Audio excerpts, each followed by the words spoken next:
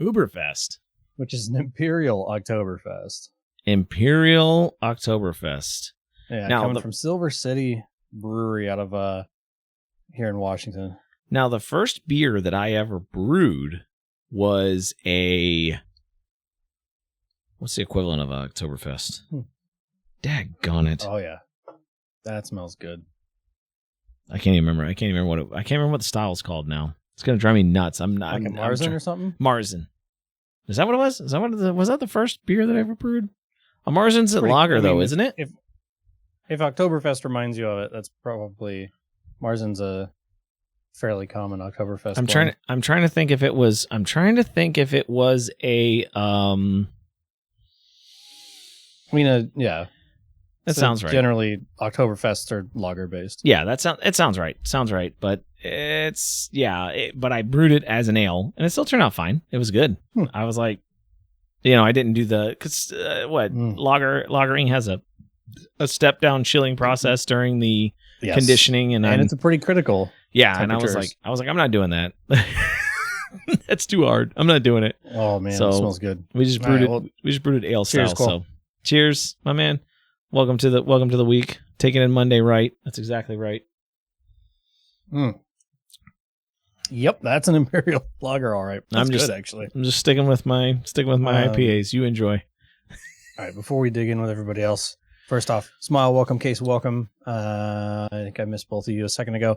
And then I see after that, Case says she's leaving. Okay, never mind. Bye. And Smiles. Okay, you're both lurking. All right, fine. Well then, screw you guys. Hi to Volt, Riley, and Killigan. So hi and bye. Yes. Drops by to get the first and then disappears. Yeah, drops in, grabs that channel point redemption, and hits it out.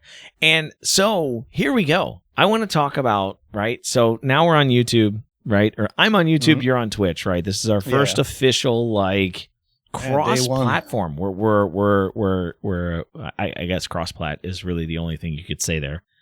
I was gonna say cross-save, but that's definitely not working because all of my all of my redemptions and stuff are broken. So cross-saving is not working. But so we're cross-plat. We're cross-plat for the first time here. And I will say it's interesting the little things, and we talked about this a little bit last week, I think, or like the expected Twitchisms, right? And the expected things that you have on your channel that you get used to that all of a sudden you don't have anymore, right? It feels weird, right? Do you have Discord open on more than one computer right now? Do I have Discord open on more than one computer? So, no, I don't. While we're comparing YouTube and Twitch, I put Hop's stream and your YouTube stream like split on my monitor next to each other and took a screenshot, just kind of showing the UX differences. Man, YouTube's got a long ways to go. Yeah, no, it really does. And that's kind of where I'm. UX, yes, UX for sure. And for those that don't understand that terminology, UX stands for user experience, right? Meaning like the actual interface and the actual engagement features that people work with. So that's kind of like a programming back-end kind of terminology, but it's one of those things that you kind of think about and or you don't think about, right? Until you need something and you're like, oh, I had that and now it's missing, right? You try to use the pit stop command tonight, right? It's one of those. I mean, I knew it wouldn't. No, I figured it wouldn't work. But but it's one of those simple things. I tried to share my Discord link. Like I was talking at the very beginning of stream tonight. I talked to the very beginning of stream tonight. I was like, oh, by the way, guys, we're trying to bump our Discord. I'm starting to have lots of engagement there, blah, blah, blah. And I was like, exclamation Discord in chat. And Rogue typed in exclamation Discord. And I was like, oh, this is broken. It doesn't work. I got to fix that, right? Like there's a whole new thing, right? That you have to, those are the little, like, I think that, not necessarily the Twitchisms. That's not specifically a Twitchism in itself, but you get used to the process of switching. You get it. Like you get used to panels. Think about like panels were not important to a lot of streamers. I mean, they're creative outlets for a lot of streamers. Yes. I don't think they're vital to your content, but they are creative outlets. And you can they say just give you that little bit more information. Sure. And you can that's one of the things that struck me comparing your like the view of your stream versus Qual versus Hop next to each other is there's so much more information about Hop and his community and his stream and his channel and him under the video. Right. And I had both windows the same size next to each other. His video was bigger, but there was still more information about him around the video. Really? Yep.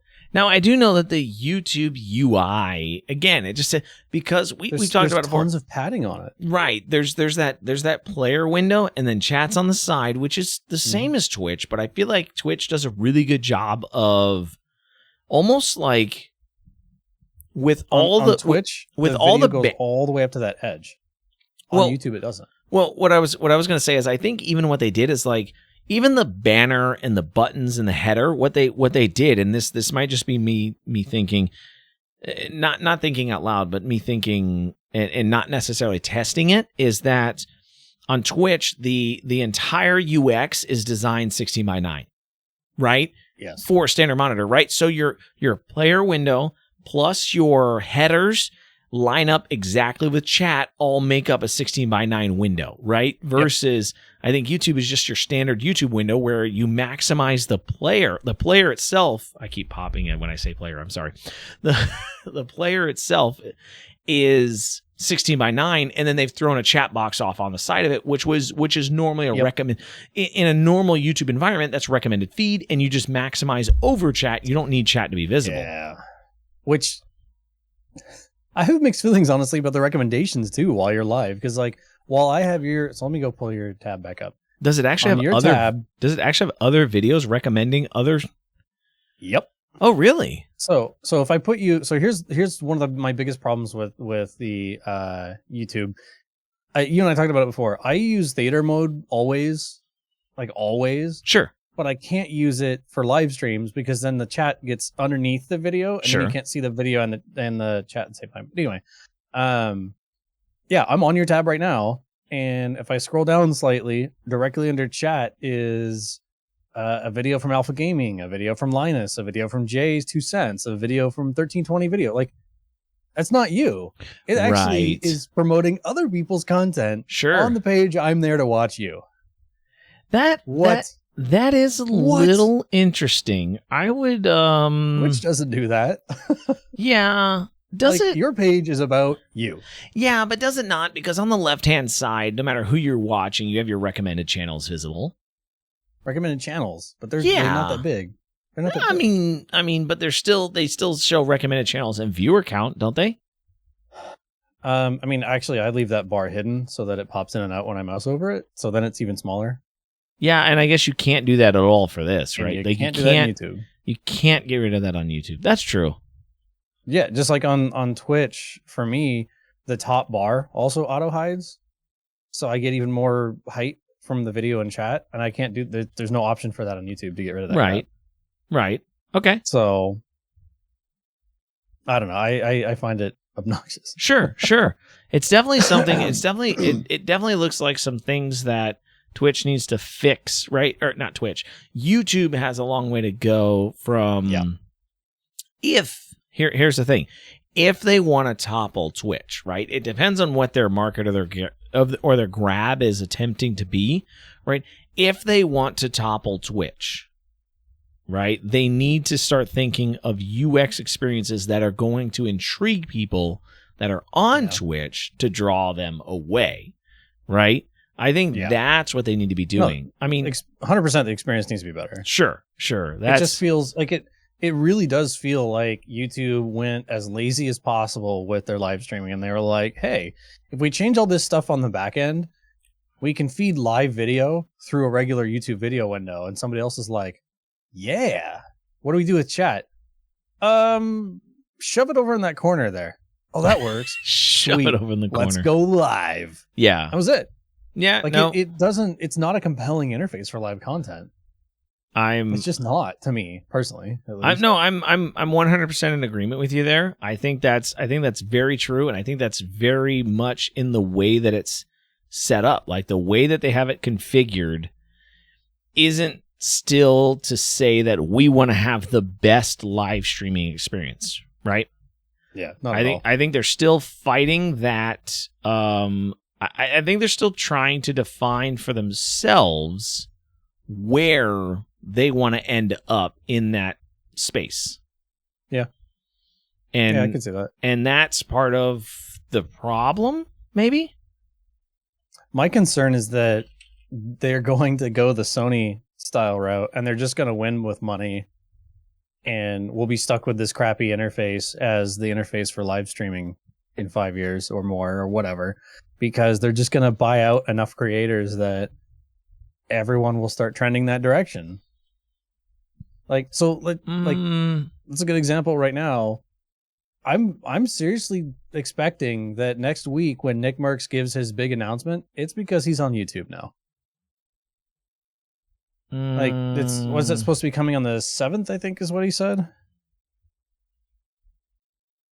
Well, so maybe it's Thursday this week, actually. Yeah. But yeah, like, Nick Merckx, one of the largest streamers on Twitch, has taken a break for weeks. Right. And the only news that we have is that he has some major, huge, biggest news ever, life-changing level news. Right. So either he's got a kid on the way or something like that, or he's going to YouTube. Yeah, because I just don't feel like the chances are high that like Twitch is not going to turn around and be like, oh well, you guys snagged all these other folks, Tim and Lupo and everyone else, so we're going to give Nick an exclusive contract for $30 million or whatever. Unless something like that's happening, which I just don't feel like it is. Otherwise, like Shroud would have one of those already too. I don't know. I don't know that he's gonna. What reason does he have to not go to YouTube at this point? He's that big. Who does he play with? Who does he play with mainly? I mean, he used to play with Tim more, I think, right? I can't remember if he ever played with Doc. Did he play? Well, that's what I'm trying to think of. Did he play with Tim because Tim couldn't play with Doc? Or did he play with Tim because they played together in the past? Right now they play. They play Doc, Lupo, Tim, and Cloakzy. I think so. Yeah, the four of them, right? So, think a look at that squad though. Nick can't play with them because Doc is there. No, I understand that. I understand that. If he leaves Twitch, so if it goes away, you're right. You're right, 100%. But I don't know if that's enough for YouTube to pay him to go there, right? I don't know that it is. I don't know that it is. I'm trying to think about it. But excuse me, Ginger, welcome by the way. Even if YouTube's not paying him, maybe he's making the jump on his own. Maybe he figured out something that works, or I don't know. Maybe he joined a different team or something in the game. I mean, that's what none of us know. I think it's more along the lines. He's probably getting to the point to where he is. Or maybe he's founding MFAM as an actual team, right? Something along that line. Like I think it's getting into an interesting point to where he's designing his own team. Right? Tim just signed and created majority partner in whatever team he is now. Right. I think that's going to be a case. I wouldn't be surprised if he didn't do something, but that doesn't explain for him to not be streaming. Right. And that's the part where the fact that he has just completely stopped streaming everybody should take breaks from their job. Everyone, especially me, which I haven't done in a while. Everyone should take breaks. So it's not bad that he's taking a little bit of time off, of course, but right. Like it's interesting that he says he's got a major announcement at the same time as he ends stream for weeks as he takes this break. Yeah, that's a little strange. Yeah, I think it'll be interesting. I'm really curious. I think a lot of people are, but if you look at his posts on Twitter or anything that references him on Twitter in the last several days, all the responses are YouTube. Everyone's expecting him to go to YouTube. Has he taken down all of his links for Twitch and all that kind of stuff from his account? From his profiles? As far as I've noticed, no, nothing's changed yet. Nothing's changed? Because that would be the one thing that I would wonder is not that they transferred to YouTube, but if he just took the Twitch links away. I mean, not that I've noticed, but that would be interesting. I don't know, but like, I think part of the going back to the YouTube thing, I think that's part of my concern though, is that if YouTube just kind of goes Mixer on the whole thing and just starts buying big creators, they won't have to fix their UI. They'll just buy enough major creators that it will swing the pendulum just enough in their direction to start getting more and more new creators going their way. And then it won't matter. They can have a crappy interface, but they will be where most people are. Similarly, Twitch has been having all these issues with hate raids and all this horrible behavior with bots. But here we still are, or not you, but the rest of us. But here we are still on Twitch. Why? Because Twitch is where live streaming primarily happens in the gaming world. But if Twitch can't sort out their hate raids and this other like just abusive behavior against smaller marginalized streamers, like YouTube just keeps buying names. Twitch keeps stumbling and failing and screwing up with the hate raids, with the absolute lack of control against bot accounts and alt accounts. It's like they're trending down while YouTube in a lot of ways is staying dead flat but buying names, and that's bringing the eyeballs back their direction. And if YouTube improves nothing else, they're still buying the names. Okay. I mean, think of the boost that Mixer got from buying Ninja. Sure. Nobody cared about Mixer until they started buying names. And now YouTube's doing the same thing. They're absorbing who they can. Okay. No, will it work? I don't know. Right. I'm trying to think of like features that YouTube has talked about, or YouTube has implemented or has talked about implementing, that have been a benefit for live streamers. Yeah. So yeah, but clips are still in beta. Every channel doesn't get them. I still don't have them on my main channel, let alone this one. Yeah. And even when you do have clips, all it does is create a link to that. It's a half measure. Yeah, it doesn't work. It doesn't work as shareable content for the content creator. It works as shareable content for the person who clipped it. Right? As far as I know, and maybe I'm totally wrong. If somebody else has access to clips on YouTube, I want them to please come and respond and tell me what that feature looks like, because as far as I know and everything I've understood is if I clip somebody's video and then I share it, that link exists, but I don't have a list of all the videos I've clipped. Right? And to my knowledge, the streamer doesn't get all the list of the videos that are clipped of his channel.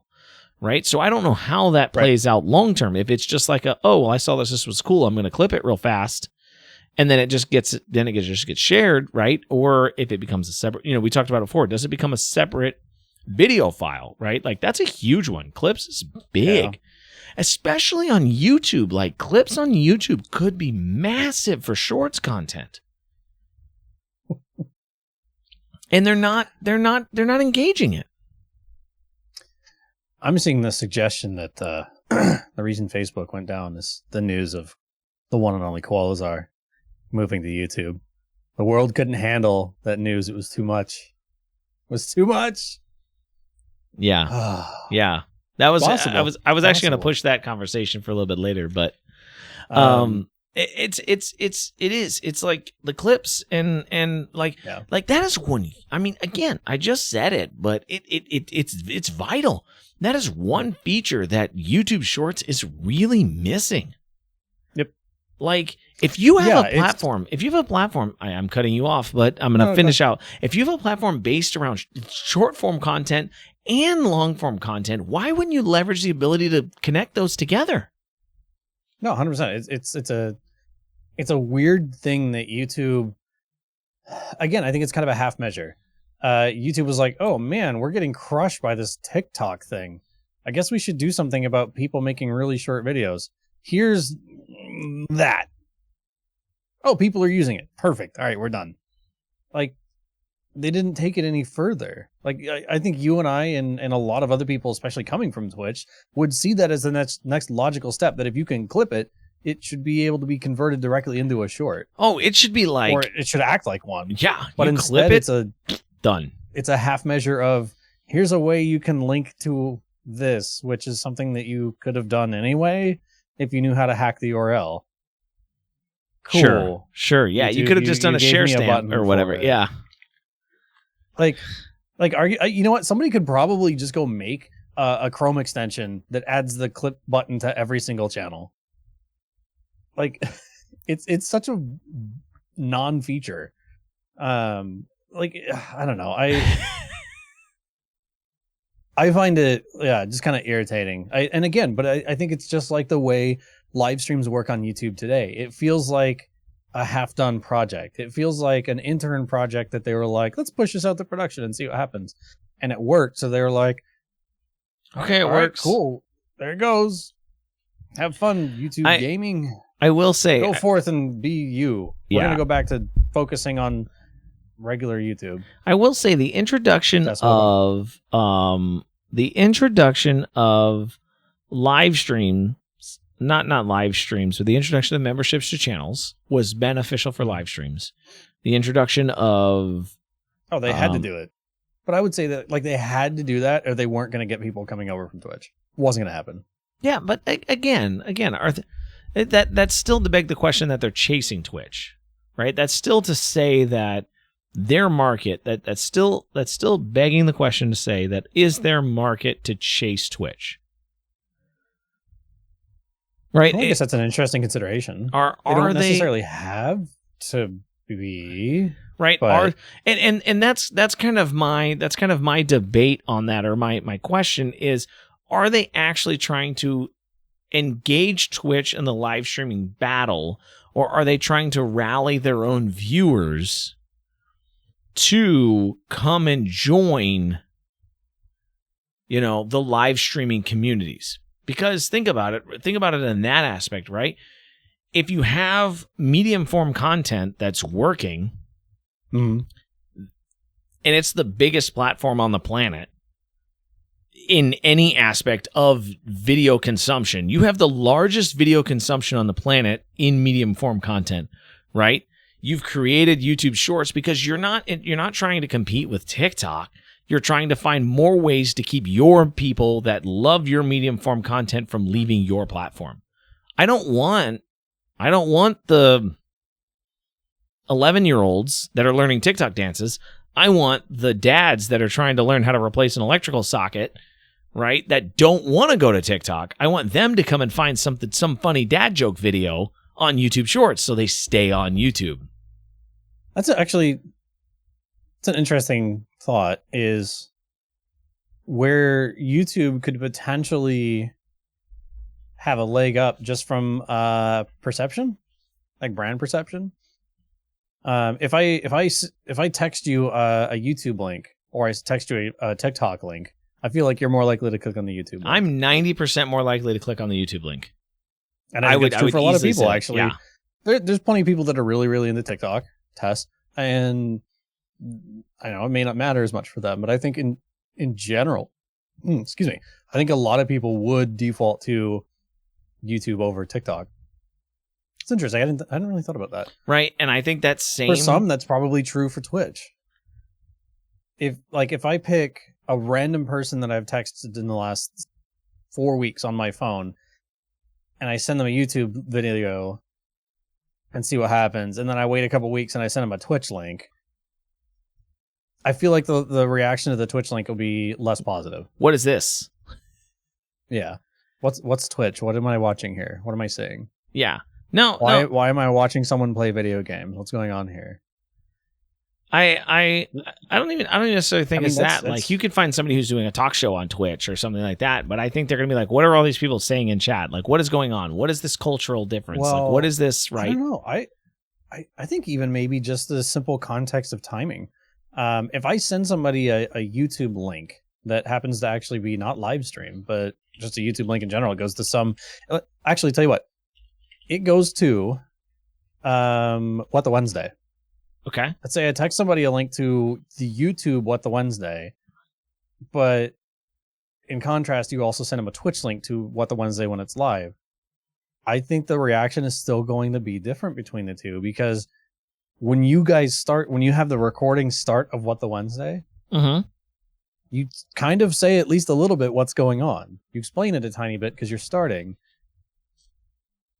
If I send somebody a link while you're already live, they pop in the middle of a conversation and they're like, "You okay? What's going on?" Even if they're even like a little bit familiar with Twitch, they don't have the context of the start, and that's where YouTube basically ultimately as a VOD kind of wins too. Whereas Twitch, primarily, anytime you're consuming Twitch, it's live. Right. Not very many people watch VODs. No, that's true, and especially people that if you consume podcasts. Right? If you consume podcast content, you're more likely to watch, right? If I send you a link to somebody who's live streaming, and you know what? That's a great test. I'm gonna actually take the link of this video, the live stream now. If you take the link of a live stream as it's being streamed, is it still the same link after you finish streaming? I believe it is. I don't know. I'm gonna link this to myself in Discord because it's a good test, because you're gonna go off screen for half a second. Huh. That's that's also, I guess, an interesting, because if you text somebody a link, like you were just mentioning, if you text somebody a link of a live stream, right, and they don't click on it right away, Twitch versus YouTube, right? If you text somebody a link to a live stream and they don't click on it right away, and they wait 3 hours, that live stream could be offline, but as soon as they click on it, it'll just start from the beginning of the stream, and they'll be able to watch. If it was educational fed or whatever content, right? They wouldn't even notice until maybe they got a little bit into it. Think of it this way, though. If it's a Twitch link or a YouTube link, most of the time when you're sharing a Twitch link, it's the channel page. itself. Yeah, it's the channel itself. It's not the VOD, which means that they may arrive to nothing, which is actually even more confusing. If the video link doesn't change between when you're live and the VOD afterwards on the YouTube side, that link is actually effectively a permanent link to that specific stream. Twitch has that, but I imagine it's very rarely used. Right. Because technically you can link to the VOD while you're still live. Right, sure. But when you go to a channel to watch it, that's not the link that shows in the top. In the player. Which is not going to be what most people are going to click and share. Yep. That's interesting. It's an interesting difference. It's just a way, like, those are the little interaction differences, right? Again, I'm losing a little bit of UX, but I'm gaining maybe a little bit of, I don't even want to say simplicity, gaining a little bit of value in the offline. Sure, longevity side. Maybe, or I don't even know how you would describe that, right? But there's something in there. I guess in a similar way, I feel like you're also losing a tiny bit. That if I send somebody a link to your channel on YouTube while you're live, they don't just drop directly into a big video feed that is the live stream, but they do on Twitch. So I guess some of it's timing. Like, when you send somebody a link, how soon after they get the link, they click on it. Sure. Completely different experiences. Yeah, because of the way the channels are set up on YouTube, like looking at my channel, I mean, I do intentionally, like, mine is set up to where the live videos are always on top of other videos. So it actually says live, right? But it doesn't start playing. Yeah, it doesn't start playing right away. Right. You're definitely right. And that's kind of so, what I'm... If you link somebody a channel that's currently live, but they're not necessarily specifically familiar with live streaming, how much does that, I don't know. I feel like my own views on these are biased, right? Because I know YouTube and Twitch and I stream. But like, if you go directly to that channel and you just see live at the top, but you see a bunch of videos at the bottom, as somebody that's never been to the channel before, what is your immediate reaction? Oh, this is a guy that makes YouTube videos. How many people outside of the Twitch and live streaming community see that live button, that live icon, and know immediately that is right now, as they click on it, going to be real time? I mean, maybe it's more obvious than I think it is. Maybe, I don't know. I'm kind of asking. I'm curious. Part of the question is, does it need to be obvious? right? Again, going back to that, I think shouldn't it be though? I think this goes back and plays on that same question, or that begs that same question: is what is YouTube's market looking to be, or what is YouTube's market looking to draw? Right? Because again, if they're just trying to keep eyes on the platform, right, then they don't care if you're going to watch the live feed or the old YouTube video. That's true. Right? They don't care what you click on. And the creator doesn't care, right? The creator doesn't care if he's going to get monetization on the live stream or the, a creator who has a monetization on the live stream. You do get monetization for views on live streams. Oh, okay. Yeah, you can monetize just for views on live views. streams. That's actually interesting. Well, I mean, you can monetize other. Right, but you don't get mid-roll. To my understanding, I haven't experienced it yet. You don't get mid-roll ads, right? So once you get pre-roll, I've got YouTube Premium or Red or whatever they call it now, so I never see ads anyway. But we've gone through that. Like, you get revenue for people who come from Premium, right? Yeah, right. So, no, but I mean, is there no pre-roll or mid-roll ever on live? I think there's pre-roll. I'm not 100% positive. I would have to experiment, like open up a incognito window and go try to pull up some live streams or something. So here's an interesting question. On YouTube, it's a different TOS than Twitch. Is the content that you can stream when you're streaming on YouTube really significantly different than what you can ultimately stream under Twitch TOS or not? I actually don't know what the difference there is. I think that really depends on categorization. I mean, I think that depends on like how you classify yourself. Because I'm trying to think, because I know there was a big thing a while for the kids related content, and so if anything's 18 plus, you can't monetize it. Right? Does YouTube have 18 plus? It does. I guess I never even really looked for it. When you create videos, when you create videos, it was like you have an 18 plus. Oh, that's right. You marker, can age right? restrict it. You can age restrict 18 plus, right, etc. Yeah, right? I guess that's. It's not like adult. But it's not content. like suddenly adult content. It's just it's just for like mature content. Correct. It's their version of mature content filtering, right? And so they have that, and it's just that part. So you lose ad revenue there. You have the kids. You have the where you can like this is made for kids, right? And that becomes a whole nother thing, right? Yeah, that's a completely, utterly different thing, right? Because then the intent is that it literally shows up in YouTube for kids, which is a whole different thing. So the specific question here was about showing firearms, but you can do that on Twitch.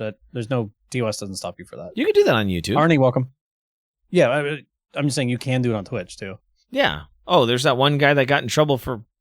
I mean, he fired and like shot himself in the hand. He shot his monitor. He had a negligent discharge. He was being unsafe. Sure. Is what he got in trouble for. But you can absolutely shoot guns. You can shoot guns, let alone just show them on Twitch, and it's totally fine. Sure. It's not a TOS issue. Sure. Hi, Arnie. Yeah, I don't think that's. I mean, there's still no. I have multiple channels that I follow that occasionally include shooting or at least the presence of firearms. And that's exactly right. That's what I was going to say. There's nothing against one of which is partnered. There's nothing against firearms. There's nothing against shooting as long as you're doing it in a legal and safe manner, right? Like that. I think that's the key in that aspect, right? Yeah, the person that got banned a few years ago, or a couple of years ago as it was, I can't remember now. Yeah, they had a loaded weapon and they pulled the trigger and they shot their own computer monitor, which obviously is being unsafe. And Twitch banned them for that. Simply having it on your stream is not a problem. Right. But yeah, so it's interesting though. I don't know. I guess I hadn't really considered. So actually, on that, where's my high? I mean, I think you were saying hi to Qual. I don't know who Samurai Weeb is. But I guess the other thing related to that, since you're on the YouTube side now, does the DMCA side change as far as live streaming? I don't know yet. I don't know yet. I'm DMCA safe in general anyways, and that's a good question. Right. It's a question I've been contemplating and trying to understand. I know from a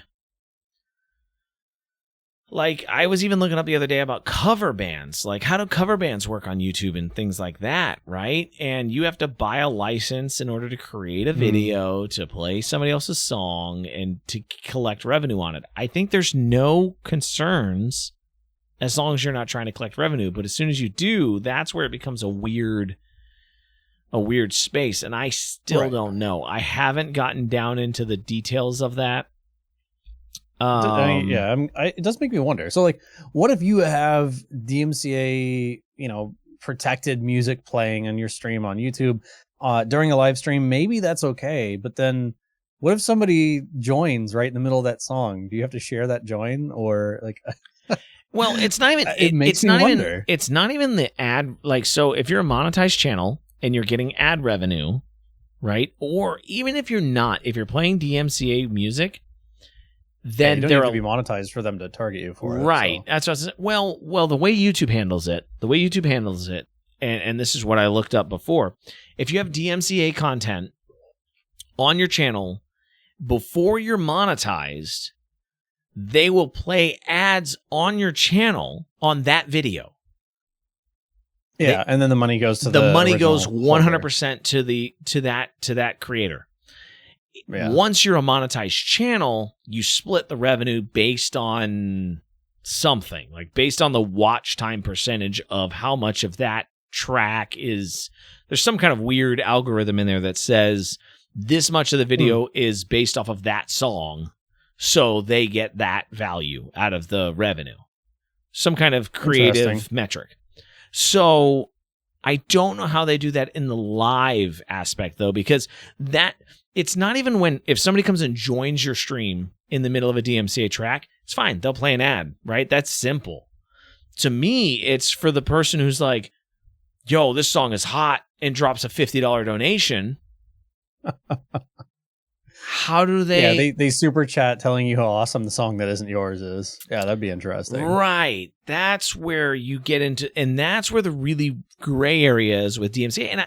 And I know that's exactly what these other... Like, when it went after Twitch, that's what it was for. It was for the donations that occurred on streams, right? And that was the original intent there, or a big part of the intent of that whole takedown. So I don't know exactly how that plays out. I don't know exactly how that works its way through the weeds, as I want to call it, right? And makes it allowable. So what else other than your on day one, since we're on YouTube hot all night so far tonight, what else have you noticed other than your commands obviously not being present yet? What from the other side of the camera side of experience, what else has changed doing YouTube tonight versus Twitch? Like, does the chat feel different? Does anything else feel different? So going from well, I got new notifications intentionally, right? Like, I created new notifications for this just so it would be. Because I didn't see one when I subscribed. Just saying, made me sad. It should have. There should have been one that played. Did you subscribe tonight? Yeah, from my second channel. Oh, it should have played. I had one play for a subscribed channel. I might have been on the wrong scene, maybe. I don't know. It could be. I might not have changed them all over on all my scenes, but I thought I did. So that could have been a fault of my own. But okay. I was like, dang, no notification. Rip. I did have Jet subscribed tonight to the channel, so it went off for him when he was doing it. Okay. Yeah, maybe it was a scene thing. So, but the biggest thing I think is there's still... So one thing I can't do is inside of OBS still, I can't respond to chat inside of OBS. So that's a weird thing. I can't type in chat from OBS yet to YouTube. So... Oh, interesting. I can never type... used that feature in OBS, actually. I mean, you never use the OBS chat? I just have Stream Manager open. I always have it. I mean, I have it on my landscape monitor, and I love it. I love it. And hold on just a second. Quote, that's awesome, dude. I hope you do really, really well. I hope it's really, really good. I hope you succeed, man. And I didn't deafen myself there, but that's okay. I thought I did. Fine. But I can't type in chat in OBS, and that's one of the features that I use the most, right? So now I have to have the YouTube dashboard open, which I naturally have open for Twitch anyway, so it's not that big of a deal, but I just have to go there to type where I'm not used to. The other thing Volt makes a good point. I don't have a shout out command for YouTube channels, I guess. No, you don't. And you also what I noticed is you don't have there's a delay. We talked about this before. There's a delay in OBS. There's a delay in OBS compared to my preview window. So the YouTube dashboard is what I assume almost immediate, right? Like I'll say something and then I'll see a response pretty quickly, right? So I assume it's very close to immediate, but the OBS window is pretty delayed. So my suspicion is that the feed from YouTube to the widgets, right, has some level of, 5-second delay or something on it just for the intention of, maybe it's for protection purposes or something. I was going to say, right? and if you were running up against potentially bad behavior in chat, it's not a bad thing because mods could delete it before it shows up in sure, and that might video. be some of the levels. So because I know right now in Twitch, right, if something shows up in your chat widget and then your mods delete your Twitch chat, it doesn't clear your widget, right? Yeah. So actually, I wonder if does my clear command clear it? No, your clear command will not clear on-screen chat. I can't remember. Stream Elements doesn't honor that, does it? No, because it doesn't see it.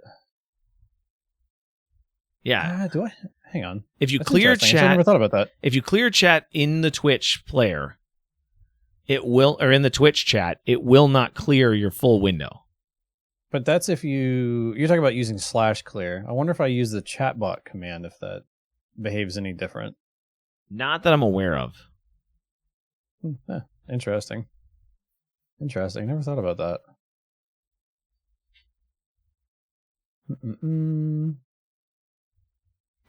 I'll play with that later. That's an interesting thought.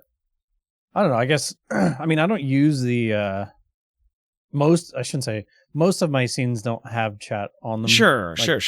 So it doesn't matter. Intro and then the chatting scene and the outro. Right. The only generally on live is not too bad, but the only one that I have is the just chatting one, which I haven't reintroduced. I don't have chat on it right now because I was like, you know what? If it's that delayed, like it was delayed enough that it was delayed enough that it seemed odd during conversation. I was like, it's not valuable. At this point. It's kind of subtracting almost from the experience because it seems so far behind. Yeah, I could say that. So what else? Is there anything else that the now infamous YouTube streamer instead of Twitch streamer for 3 months? So I've had you have to make some You have to make some correlation changes. You have to make some understanding changes. Like when I first went live, I was like, hey guys, thanks for checking out the video. Be sure to hit like or be sure to hit that thumbs up button, right? That's something you don't do on Twitch, right? Like you don't have to worry about thumbs ups. You don't have to worry about engaging the algorithm while you're live. I suppose that's true. Right? So here I definitely know some people that not a ton, but I do know some people while they're live that encourage people to follow. And do some of that YouTube style sort of. But I have to do the same thing. I have to like, hey guys, by the way, thanks so much for checking out the live stream here today. While you're watching, if you're enjoying the content, please hit that thumbs up button. Also, if you're really enjoying the content, please hit subscribe. Like you got to go through the whole spiel, right? And I don't have a thumbs up button. Yeah. Well, part of that is because, right, those thumbs up, those thumb ups, those thumbs going up. No, it's been proven that it's a huge part of promoting your channel. It is content on YouTube. It matters a lot to the algorithm to say that you're having good content. So if you have 15 people stop in your stream and only 3 of them give a thumbs up, then it's negatively impacted. I wouldn't say it's negatively impacted. It's not as positively impacted on your final content, right? So I think that's some of the things, right? It's engaging with that. Like One thing I absolutely love, I love it right now, and I got to find better ways to feature it. Pinned chat message. That's really cool. That's really cool. You can put like I have. Don't forget to like today's stream and subscribe. Right? Boom, and it's a pinned chat message. It's at the top of the stream all the time. So that's what I was going to suggest though. Is what if you had a bot timer that instead of having to think about going like and subscribe, don't forget to ring that bell, whatever else. You just have because it is a live stream. If a bot message is popping that in every 20 minutes or something. I don't know. I still don't know how bot messages are treated on. Because I mean, personally, I know a few people that if they find a even remotely obnoxious like and subscribe near the beginning of a video, they'll just close it. I agree. They'll just close it. They don't even if they're interested in the rest of the video, they'll just close it. Like, nope, no, don't beg me to subscribe at the beginning of your video. Sure, no, I get you. I get it. So it's finding that happy medium. I get it. It's finding that happy medium. So I'm gonna try to leverage pin chat messages more regularly, see how that fits and how that works out. So how does the commentary work on a previously live stream? Are you just stuck with the scroll of the original chat, or can you comment the live stream VOD also? How does that work? I guess I've never paid attention. How does that work?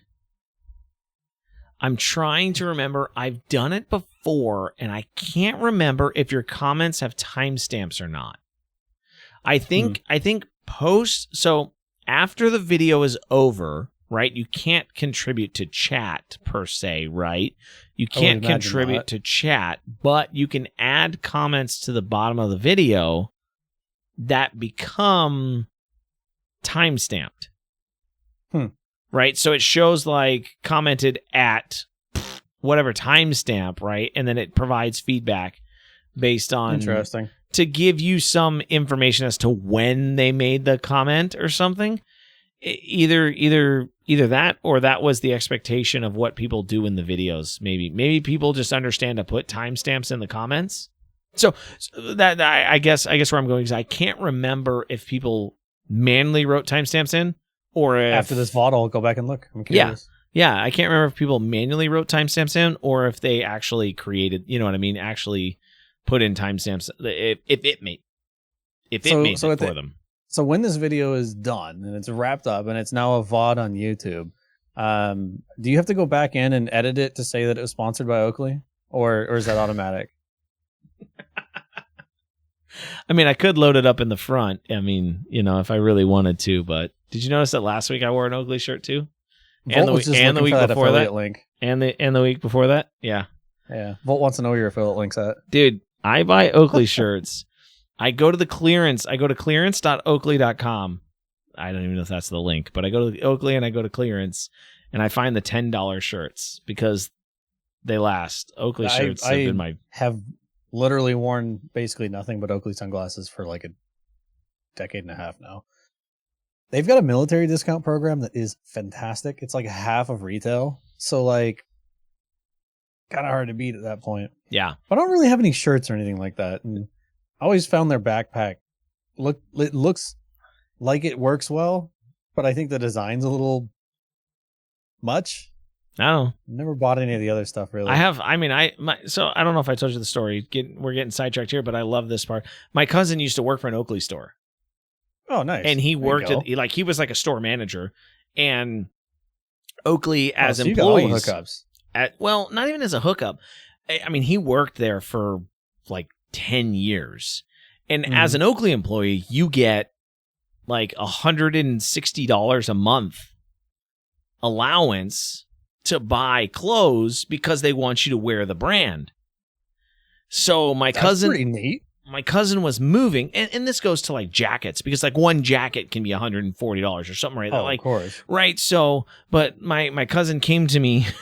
He invited me over one day, and he's like, "Hey, I'm cleaning out my closet. Do you want some of my old clothes?" And I'm like, "What?" I was like, "Yeah, sure, whatever." I was kind of confused. I was like, I mean, I'll come over and look, like yard sale finds, right? And I walk in. I mean, he has a walk-in closet, like probably it's probably as big as my office, right? Like a walk-in closet. It's all like twice worn. stuff or it whatever. It is. Some of it still had tags on. I mean, just tons. And it was just tons. It was all Oakley stuff that, he'd gotten through his allowance. And he was like, whatever fits you, you can take. Right. And he was a little bigger than me. So most of it was like, he wears like an extra large. I wear a large, right. Et cetera. Right. So, I mean, I didn't take much. I took maybe like 10 t-shirts. But my favorite part was the board shorts. I didn't take much, just 10 t-shirts. The board shorts were great, man. Like I have like 3 pairs of board shorts from them. That's true. I've heard their shorts are really nice. I love them. They've been my favorite shorts. I mean, I've had them for like 5 years now, and I'm like, I still love them. And that was the thing. I just recently bought like 6 new shirts because I was like, I've had these shirts for, I can't even count. It's probably been about 5 years I've had these shirts, and I was like, you know what? They're still wearing perfect. They're not fading. They're not doing anything. Time to buy a few more. I am one of the most guilty people I know when it comes to old shirts. Oh, I legitimately have. I have shirts from high school that are 20 years old. Yeah, I have shirts from high school too. But I mean, I'm just saying, like these haven't faded or anything, right? Like they still look new, and I'm like, you know what? Let's go buy a couple more. They were worth it. So, I definitely have high school ones.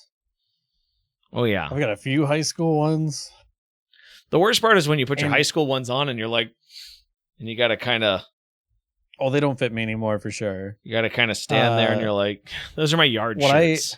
When I graduated high school, I was 155 pounds. You want to know better off? Like I was a rail. I was 130. Yeah, but you're also 4'3" or 5. Sorry, whatever it is.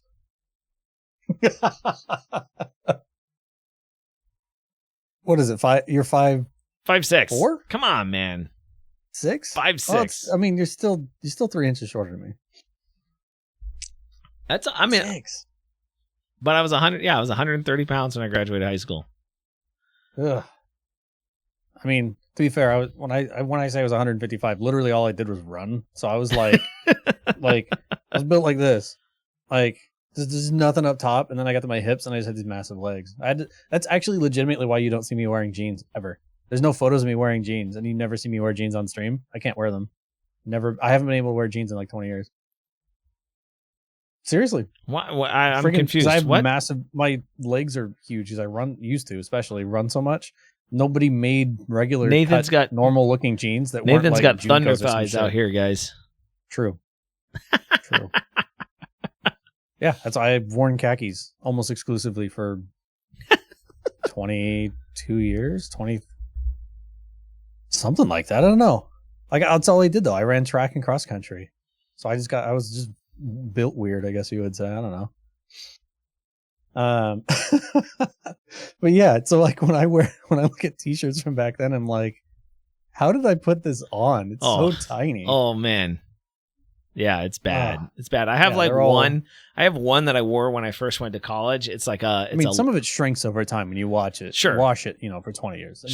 I mean, I have one definitely keeps shrinking. It's a Led Zeppelin shirt that I had when I was in college.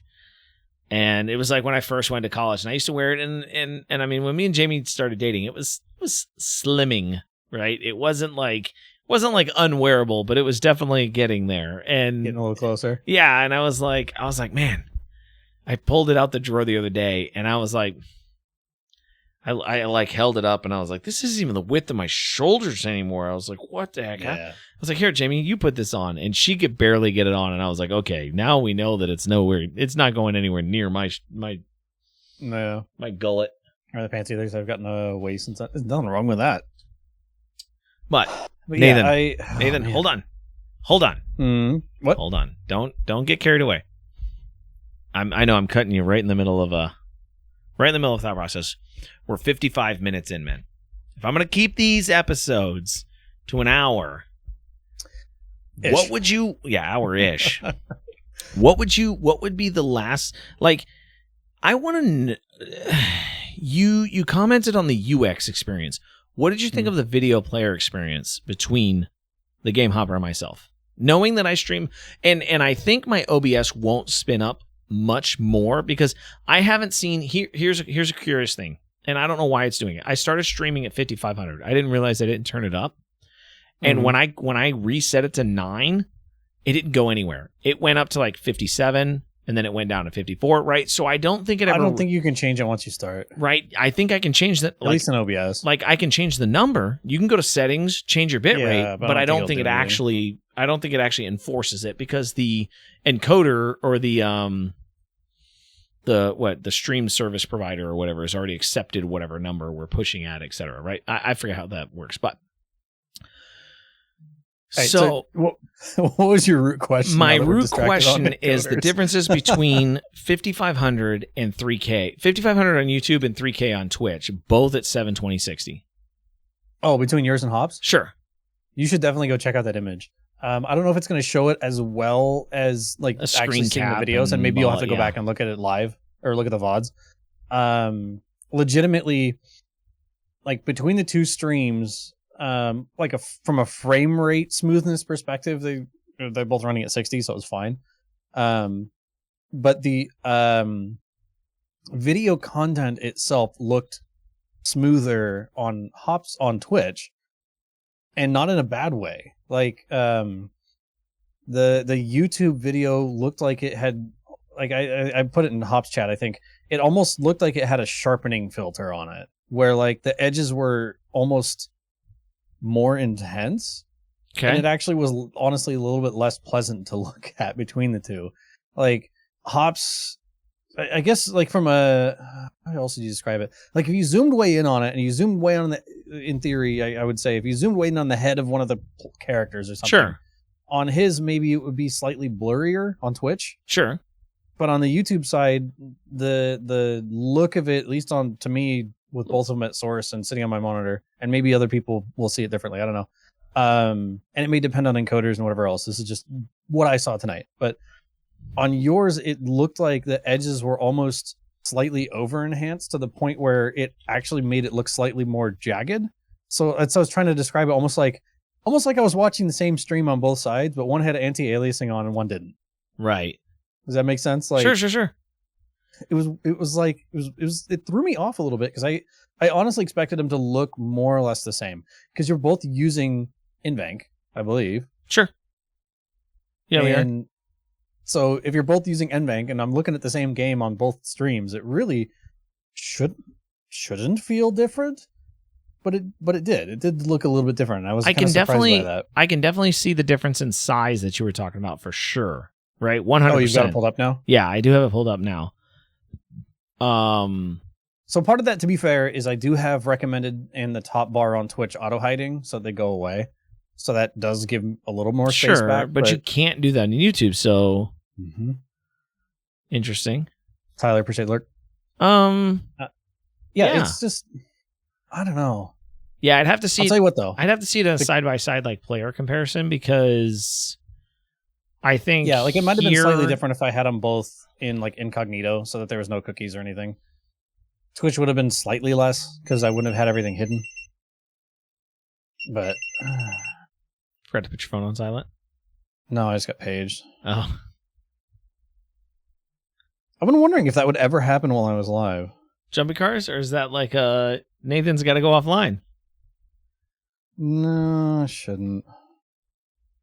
Okay. I got paged for the same one earlier tonight, too. Or earlier today. We need to do a little more testing on that. We need to do some testing on some bitrate quality issues and some things like that, because I know Hopper streams at like 2K less than me, so if it's that much of a difference, then we got to figure that out. That's where I would say maybe tomorrow maybe the thing that you could do to get a feel for what I'm trying to describe is just pull up both of the VODs in source quality and just watch them. Yeah. Makes sense. That would be a good idea. You could tell me if it's me being overly picky, because maybe the YouTube video does look slightly better. Just to me, I see the extra edginess, and I don't like it. Maybe it's a preference thing. We in the 90s? No, I mean the page came in on my cell phone. Tyler, I actually had a pager at one of my previous companies, like an actual pager, and I actually kind of liked it, because there was every once in a while I would get those pages earlier and with more consistency than the push notifications on the phone. But yes. So all right, let me Okay. Let me grab my laptop really quick. Look at this. Yeah. No. I'm gonna go ahead and end out the recording here today, guys. Thank you so much for checking out our. Let's talk about games. Let's talk about YouTube. Let's talk about streaming. Let's talk about content. As Nathan's jumping up, grabbing his laptop there, we're going to take care of this real fast. We will check you guys next week as we continue the series, as we continue to just get our better understanding of our comparisons of these differences, and we just talk about what we feel like is important. So thanks for watching, guys. We'll check you next time.